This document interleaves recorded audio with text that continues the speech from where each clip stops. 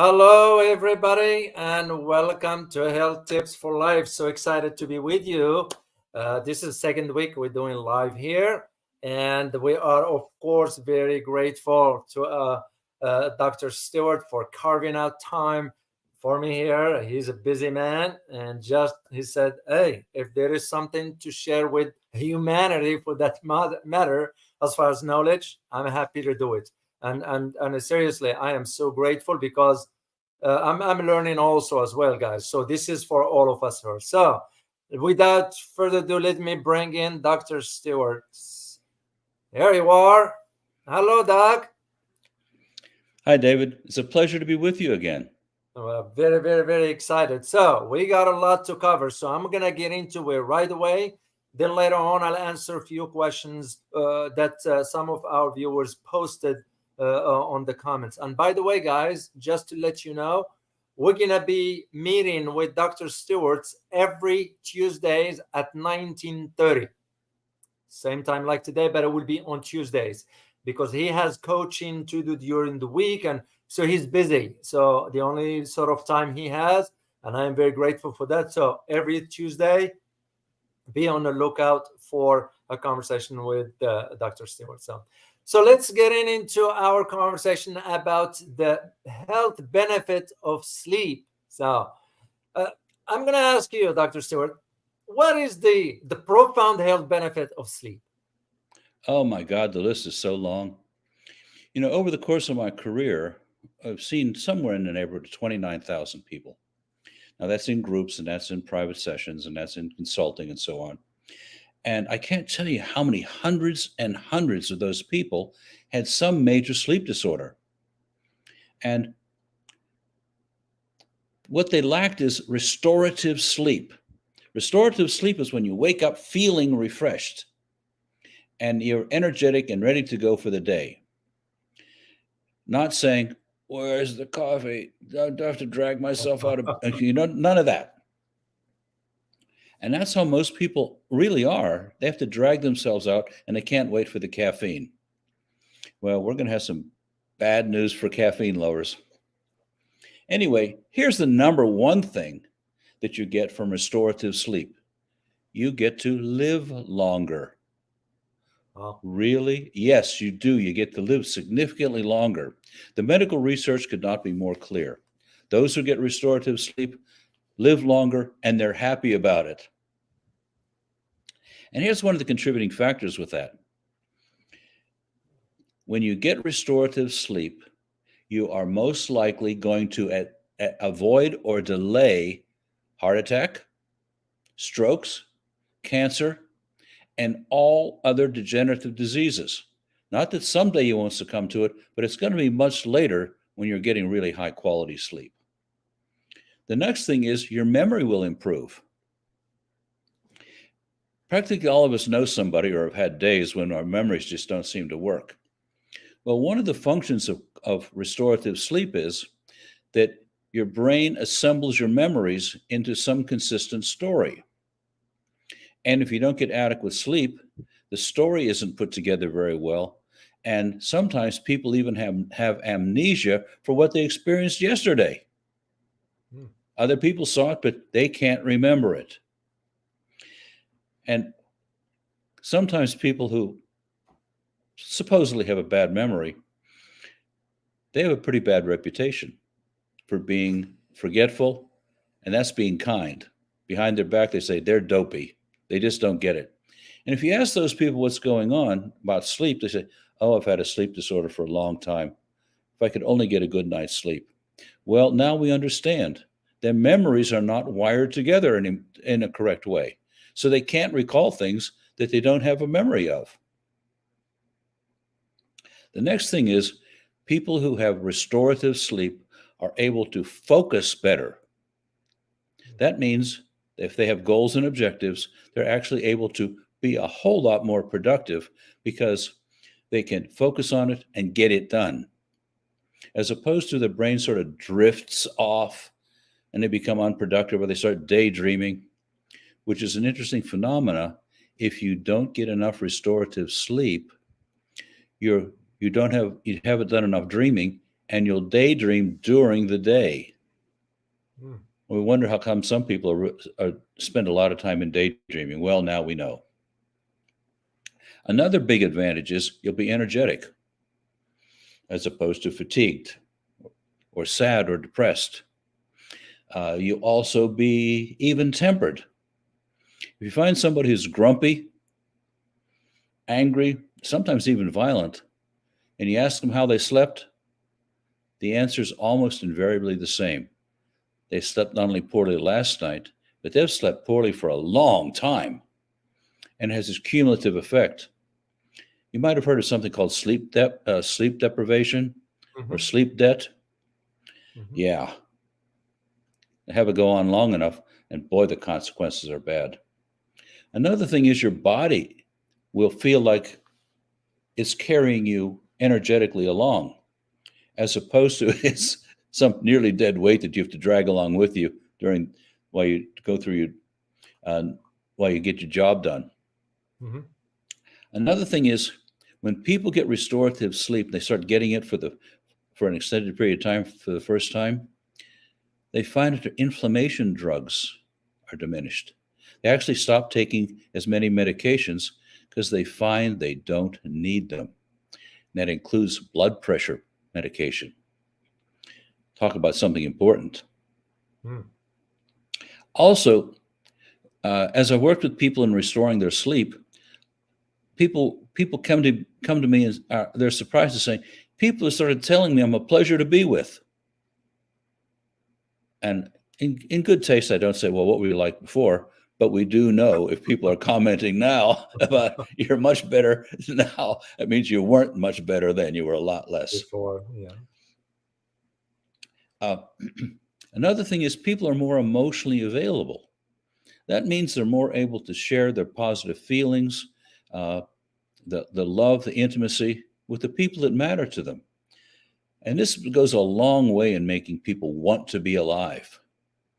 Mm. You know, one of the things I run into over and over and over again is people would confide in me and say, I ask God how much longer I have to endure being here. Well, Mm. you get enough sleep and these other things start going your way, you pretty well do want to stay because life is that good. Another thing is in a decision-making process, we Mhm. all dip down into a feeling inside us to make the final decision. How does it feel? And if that feeling is, I feel tired, I don't have the energy to go do it, I haven't slept well enough, well, you're going to make the wrong decision because you just don't have the emotional support internally to make the right decision. However, when you've had adequate sleep, you dip down and say, oh, I can do that. It's not even hard. So those are some. Oh, there's one more thing that I think is really important with this, and that is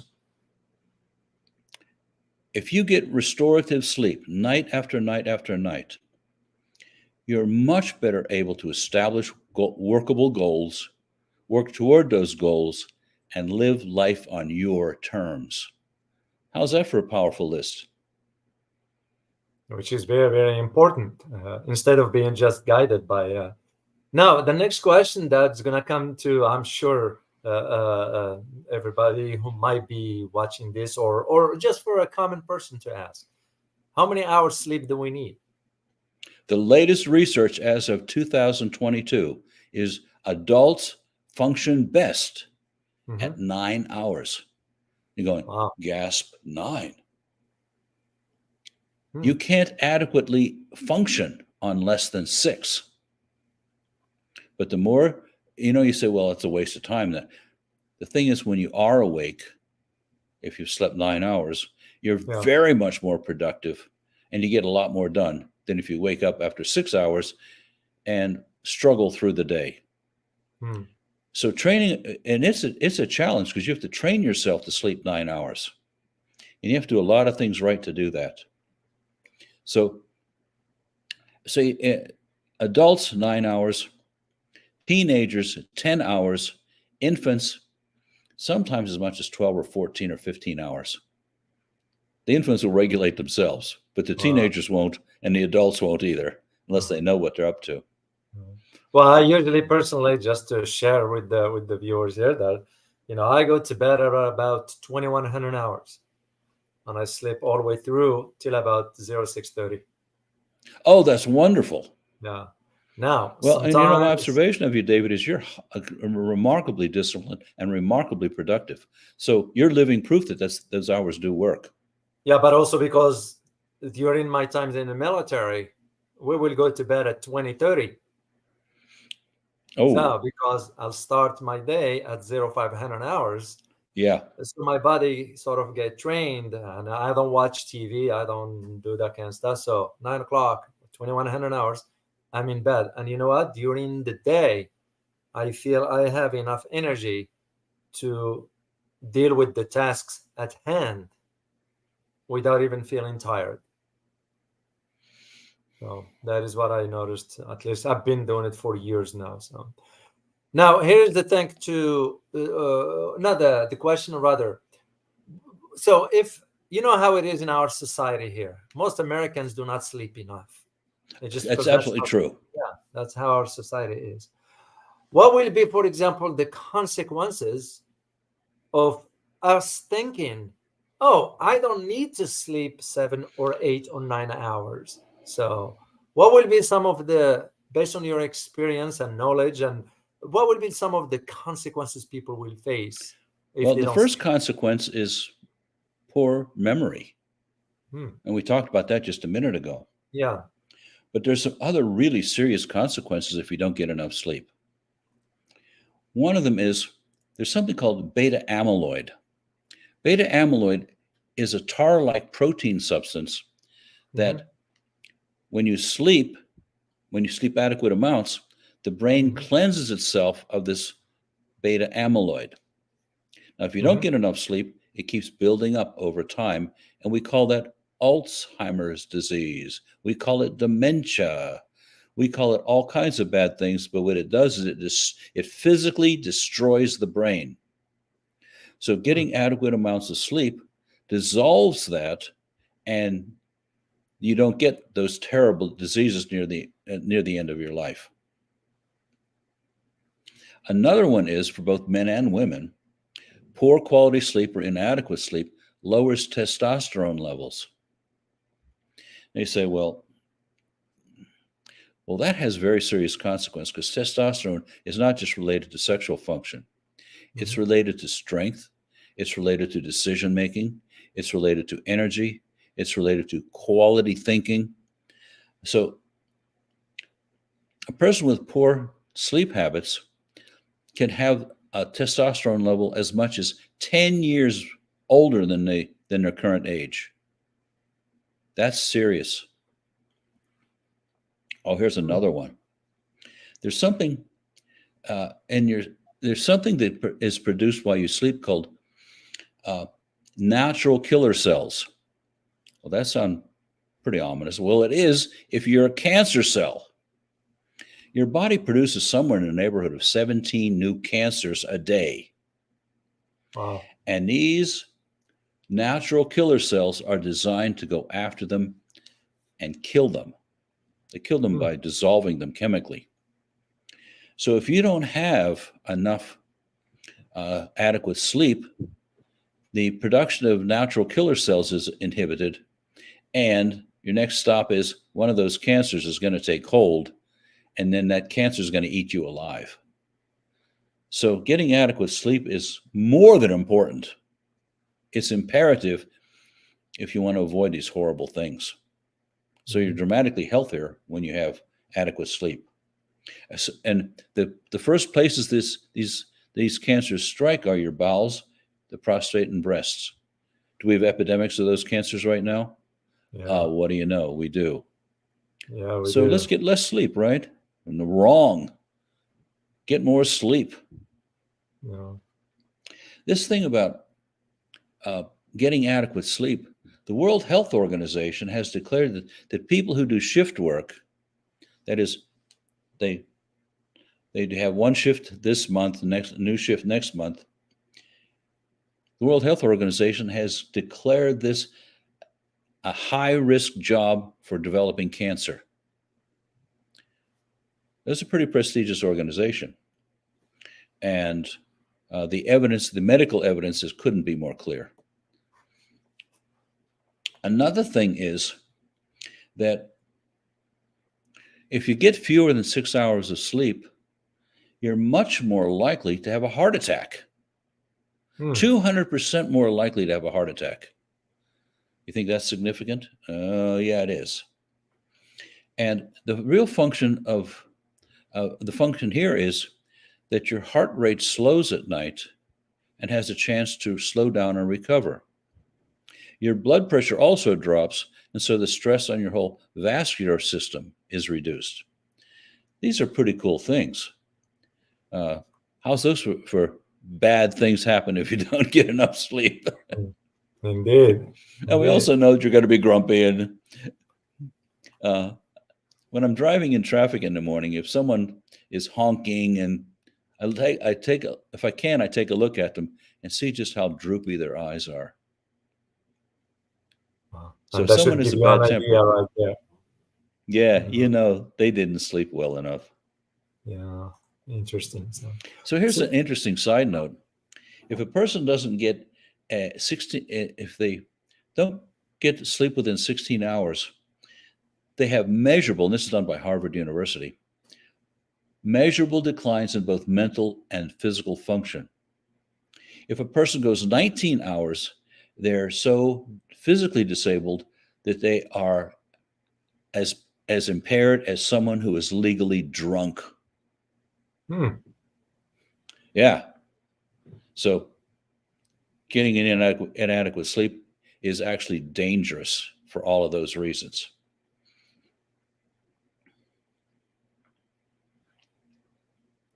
I can't recommend to people enough that they start regulating themselves, moving toward that 8.5 to 9 hours of sleep per night.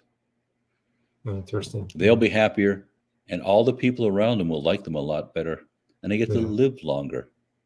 Which is the key. So yeah, where does nutrition fits into all this?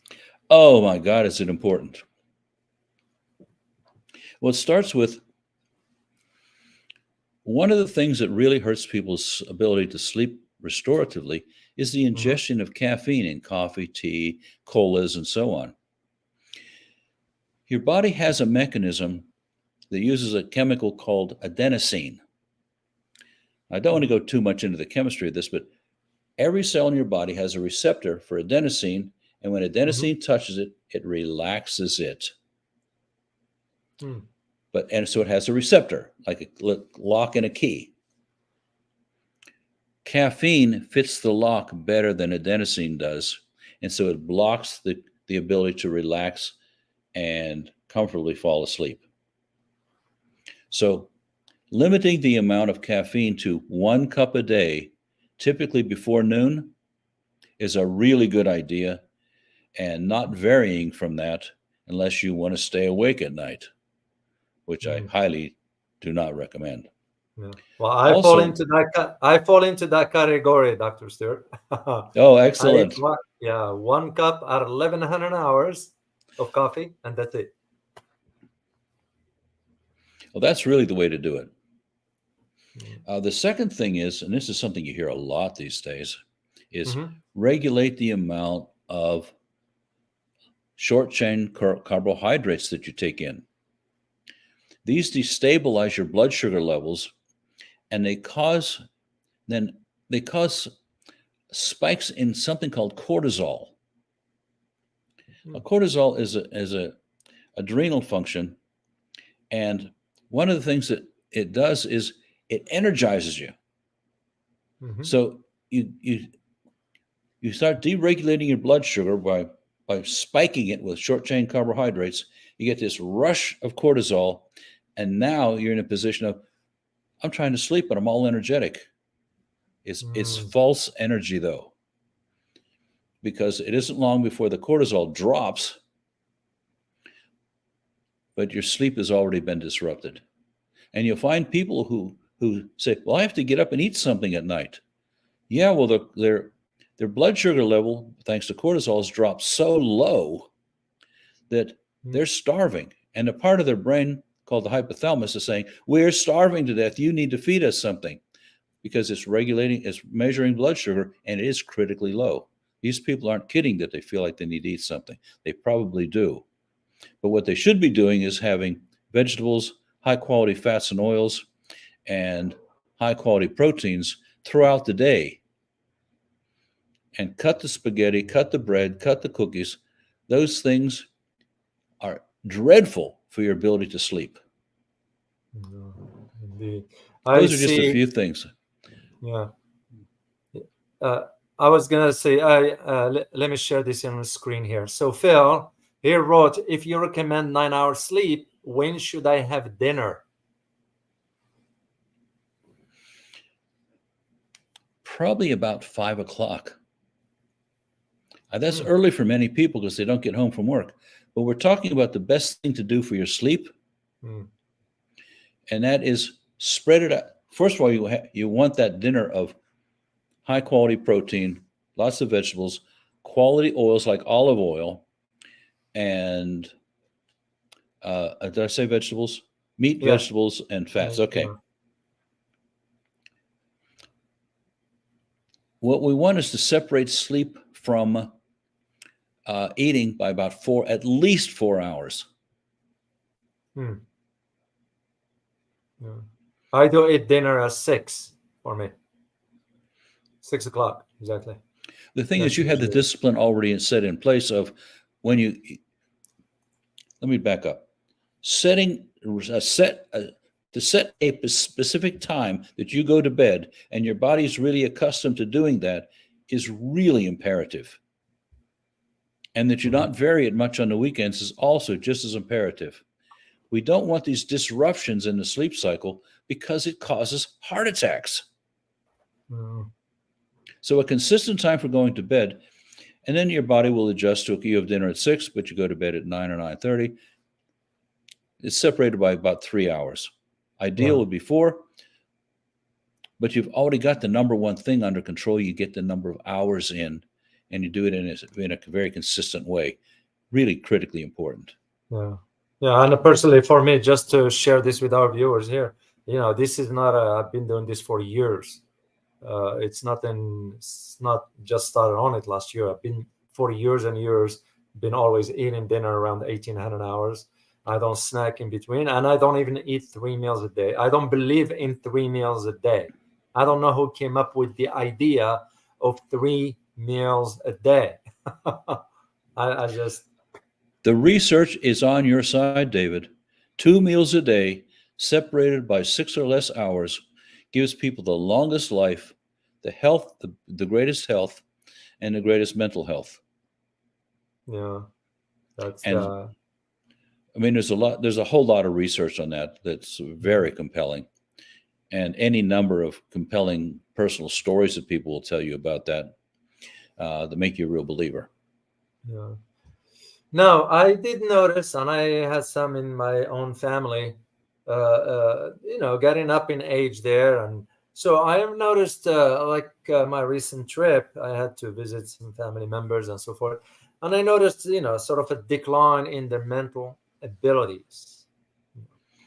And I'm like, does this has to do with the sort of a direct correlation between lack of sleep and the mental decline? For example, it's a straight line curve. Yes, it's a straight line. Wow. Yes. Wow. Now, what happened when people end up taking medication to help them sleep? The point is to get through 4 something called REM cycles. And many of the medications don't support REM cycles. That's where an enormous amount of the healing and so on goes on, is during these REM cycles. And the medications, any number of people will tell you, I feel groggy the next day. Like I didn't really, really sleep well. And I've heard so many hundreds of those stories. I say, I believe it. I also hear people say, well, I take melatonin because that's good for sleep. Well, almost universally, people will say, Yeah, I slept, but I feel groggy.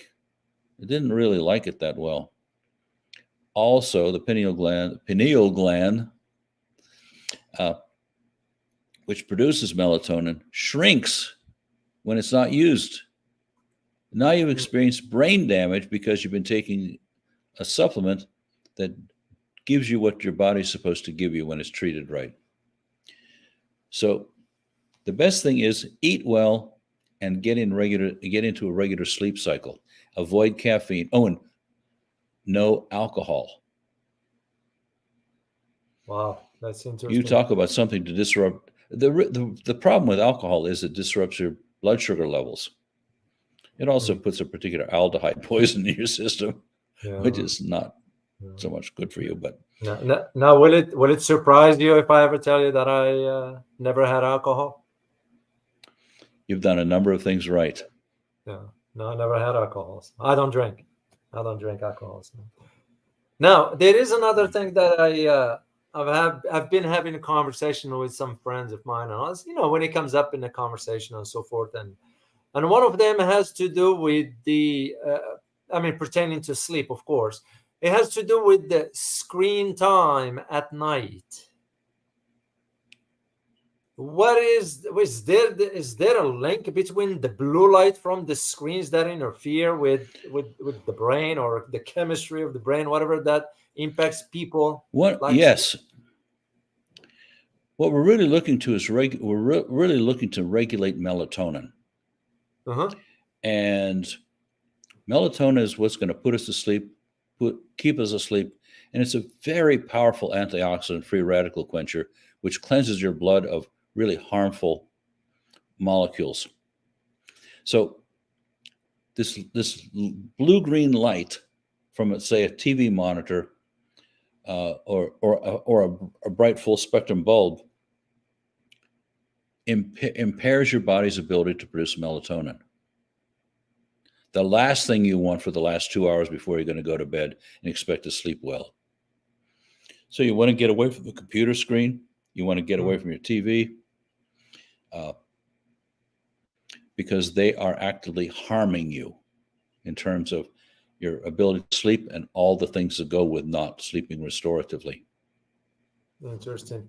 I see a question here. You know how we do these conversations here, guys? Just to let you know, if I see a question, pertaining to the topics, of course, we're talking about, I'm just gonna put in the screen and ask Dr. Stewart while we have him here. So, there's a question from Joy here. She said, "What's the best time to go to bed?" The sleep that you get between 10 and 12 or 12:30 is the most healing and restorative hours of sleep. Hmm. So you have to consider how long does it take you to get to sleep. It shouldn't be long. A few minutes resting and they're gone. Now you want that 2 to 2.5 hours between 10 and 12:30. So that's the best time to go to bed. Interesting. Well, for me again, just sharing my experience here. I've been going to bed at 2100 for years, and I've always felt I sleep better when I wake up in the morning. I'm ready to go with the next day, fully energized and so forth, and alert. I feel I'm more alert as to what's need to be done, and so forth. So, There are a couple of other good tricks about sleep. One uh-huh. is make sure you're in a cool room. Okay, why is that? 68 to 70 degrees, because when you sleep, your body drops temperature. Okay. And if you're hot, it doesn't drop temperature, and you don't get the benefits of all the things that come from that, such as reduced heart rate, reduced blood pressure, and so on. Hmm. So making a cool room, also make it as dark as possible. Some people have a light that they keep on all night. That is not helpful for their sleep. Yeah. Uh, that darkness is really important. Yeah. Yeah. How about I have it here in my place, in my bedroom, is the air filter. Yeah. Why is it important to have an air filter inside? the house as it Well, it pertains to depends sleep. where You you want to live. know? For one thing, all sorts of pollen blow in from other parts of the country into the part of the world you live, Mm-hmm, and it happens everywhere.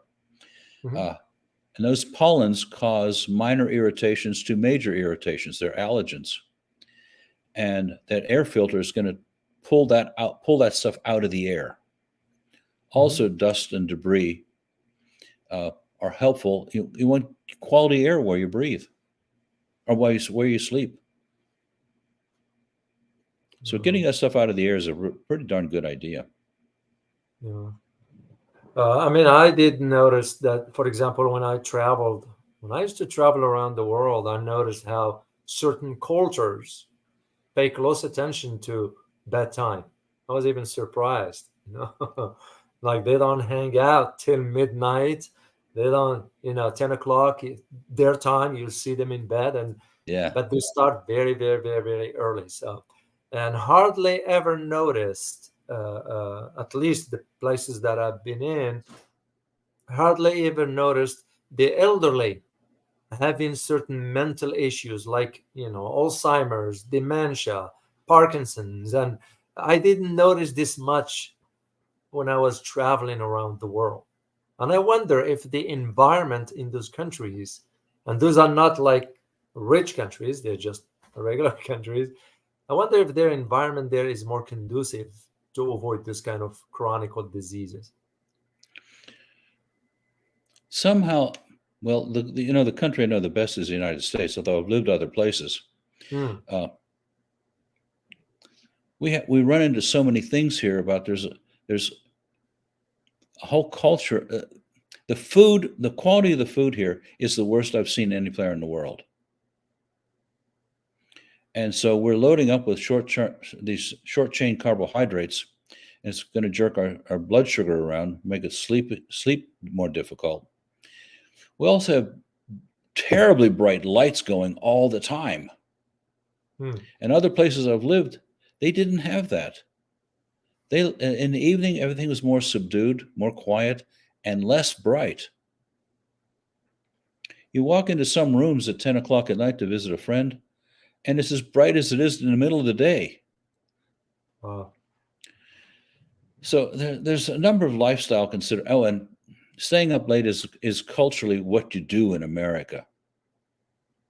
yeah. Yeah, So you wonder why the millennials nowadays they are. I mean, I'm noticing younger generation here in the U.S. It's sort of what's the word I'm looking for? Uh, they just can't think straight, and they're always fatigued. They're always tired. and they're always overweight. Hmm.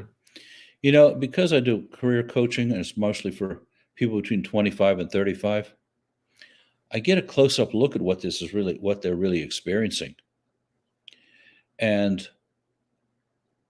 I try not to be shocked by how toxic the culture is. But I find myself at least once a week being shocked by something that's going on. Yeah, Yeah. bad for when the U.S. government says what you should load yourself up with is bread and Cheerios. No, it's Oh. absolutely wrong. Well, Cheerios, it's ridiculous. There's no nutrition in those cereals and all that stuff. I don't know why They're people. actually anti-nutrition because the grains have the oils in the grains have been peroxidized, so they're poison to human beings. Wow, wow, wow. Yeah, Yeah, I know. yeah. I mean, I grow my own veggies here in the garden, so I eat my own stuff. It's just because nowadays you can't trust what's outside, so it becomes on me now, not the government to Exactly tell right. me, yeah, this is safe. It becomes my responsibility. And I think a lot of people are not willing to embark on that journey of, wanting to educate themselves. And this is one thing that prompted me to do this health channel, just to share the knowledge. And I know I have sort of access to you, and thank you for carving out this time. And I said to myself, well, why not share the knowledge with others? them to learn about? You know, before I start a program with anybody, Yeah, if it's sleep or it's something else, yeah. I ask them to say this out loud and mean it. I will do whatever it takes to get restorative sleep. Hmm. I have to repeat it a couple times and say, okay, do you mean it? They say, well, no one's ever asked me anything like that before. Well, the point is, if you're not willing to do whatever it takes, you're not going to do it. Because you start saying, well, 9 hours of sleep, you have to go to bed early, you have to stop caffeine. Those are not easy tricks for most people. They're addicted to late nights, they're addicted to caffeine, they're addicted for sugary donuts, and it just goes on and on. Or they're up with their computer till at least 12:30. Wow. And then they try to sleep. So it's that way with, I think, everything in life. You have to make the statement of, I'll do whatever it takes to get this done. Yeah. And in your experience, how much were the people receptive to that approach? Like were they truly in it? And Some were and some weren't. hmm. One of the things I asked them to do is start a journal, which, by the way, I got to read, which held them accountable for writing in the journal, because they're paying me a lot of money to help them make their life work. But most people weren't willing to do much of anything. Hmm. And I found ways to exit from a professional relationship with those people. It's all there's no two ways about it. Life is challenging. And if you're going to lead a quality life, there's a lot of things you got to do right. Yeah. And one of them is get good sleep. Indeed. Boy, you talk about, could there be anything much more important? Yeah, good food, followed by to be around people who like you and that you like, who support your life. Interesting. Yeah. Well, this is why for this the decision was made about this live streams once a week, because we're going to be tackling really issues that matter to the well-being of an individual. You talk Yeah.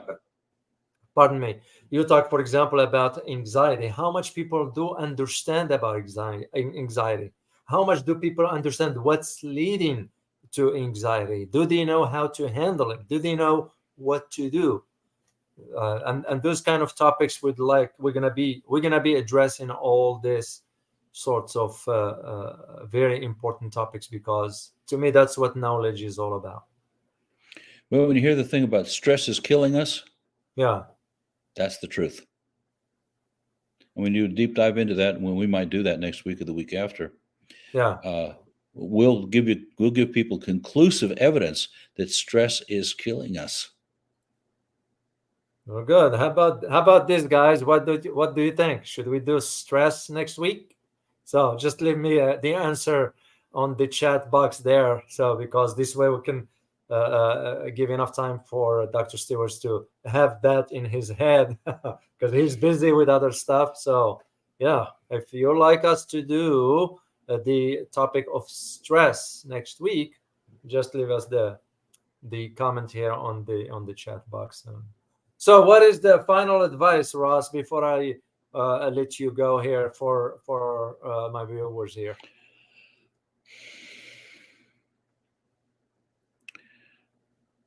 If you really want your life to work, take on the big challenge and have restorative sleep be at the top of your list.